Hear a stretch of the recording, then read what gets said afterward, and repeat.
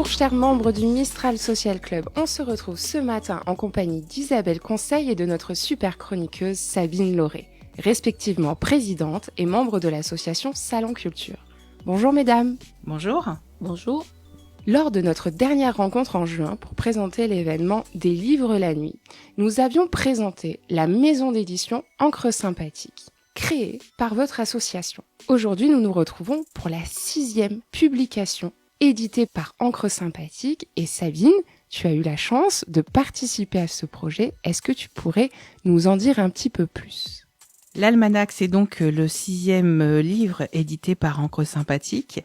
Et j'ai eu la chance, la joie, le bonheur de enfin passer de l'autre côté de la barrière, puisque ce n'est pas la première fois que j'écris, mais c'est la première fois que j'ai une nouvelle qui est éditée sur du papier, dans un très bel écrin, puisque si vous l'avez entre les mains, l'Almanach, c'est un vrai cahier plus qu'un livre, et qui regroupe 10 nouvelles de 10 auteurs qui ont écrit sur le pays salonnais. Nous sommes donc 10 auteurs avec Laurent Pruvot, Anthony Lucchini, Pierre Gollon, Sophie Dussol-Cipriani, Hélène Delétang, Betty Serré de Rivière, Keltoum Stali, Daniel Vieux et Isabelle Conseil. Et puis moi, bien sûr. Merci beaucoup Sabine et bravo pour cette première nouvelle éditée. Et effectivement, c'est un très bel objet.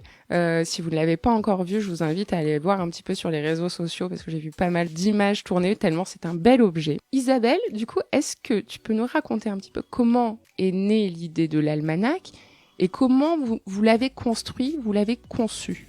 Alors, comme vient de le dire Sabine, c'est davantage un cahier, enfin c'est en tout cas l'esprit qu'on a voulu donner. D'ailleurs, quand vous l'avez entre les mains, la couverture évoque tout à fait les almanachs d'antan, puisque c'est papier craft et même au toucher, il y a ce rugueux d'autrefois, et un superbe dessin de Dutu, alias Julien Dusc, en couverture, et chaque élément de son dessin est en lien avec une des 10 nouvelles. Ensuite, toujours dans l'esprit, on a voulu essayer de faire quelque chose d'original, c'est-à-dire qu'on est parti de l'idée que c'était un cahier voyageur, et on l'a trouvé au kiosque à musique, virtuellement bien sûr, et chacun ensuite, à la fin, on a aménagé quelques pages blanches, sur lesquelles on invite le lecteur à faire la même chose que nos auteurs, c'est-à-dire prendre un article de presse et à partir de là, de cette chose vue,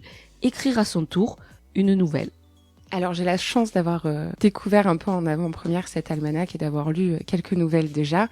Donc effectivement, tout est basé autour du pays salonnais, donc on est baigné un petit peu par ce qu'on connaît, mais on a cette vision des auteurs qui, c'est vrai que des fois, on se dit mais à quel article de presse ça fait référence jusqu'à arriver à la fin de l'histoire. Est-ce que, mesdames, vous pourriez me raconter un petit peu comment les auteurs ont travaillé ? Est-ce qu'ils ont eu le libre choix du sujet, du moment fort qu'ils avaient envie d'exploiter, sur lequel appuyer leurs nouvelles ? Comment vous avez procédé ?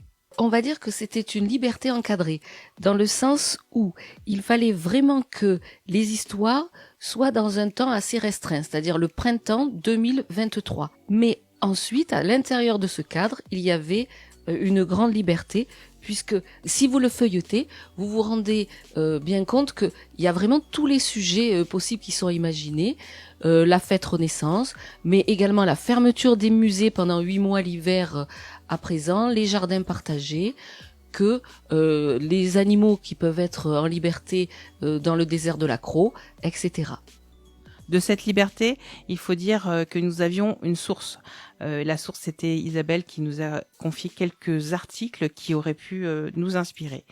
Certains ont inspiré certains auteurs et puis d'autres ont choisi leur événement. En ce qui me concerne, j'ai hésité longtemps. Je me suis posé des questions, à savoir est-ce que j'étais légitime de pouvoir écrire, même si faire partie d'un comité de lecture, ça peut donner des idées, des envies. Et puis je me suis laissée prendre au jeu, convaincue avec les autres auteurs de faire quelque chose de sympathique, d'original, d'être soutenue dans ce projet et de croire qu'on pouvait mettre une petite pierre à notre édifice dans cette histoire de Salon de Provence en 2023. Cet ouvrage est intitulé L'Almanach et en sous-titre, vous avez rajouté Choses vues. Est-ce que tu pourrais nous raconter pourquoi ? Certains y verront un clin d'œil à Victor Hugo, puisque lui-même avait fait un recueil où il racontait tout ce qu'il avait vécu et aperçu dans la rue. Et nous, c'est la même chose, c'est-à-dire que véritablement, les 10 histoires sont réelles. Même les 3 qui n'ont pas d'articles mais des photographies, eh bien, lorsqu'on les lit, il faut bien se dire, même si elles sont très étonnantes, se dire oui, ça s'est passé dans le salon cette année. C'est donc une très belle idée de cadeau pour cette fin d'année au prix tout doux de 8 € que vous pouvez vous offrir, découvrir, redécouvrir à la librairie Le Grenier d'Abondance, rue Auguste Moutin, face à la mairie de Salon-de-Provence. Mesdames, un almanach, normalement, est lié à l'année. Est-ce que nous pouvons espérer avoir un nouvel almanach l'année prochaine, en 2024 ? Tout à fait, on a même prévu avec les auteurs et notamment surtout avec le comité de lecture de faire une résidence de plumes pour en initier un nouveau pour 2024. Merci Isabelle et Sabine, bravo à tous les auteurs et membres de l'association Salon Culture, chers auditeurs. N'hésitez pas à aller découvrir cet almanach 100% local. Passez une excellente journée et à très vite sur le Mistral Social Club.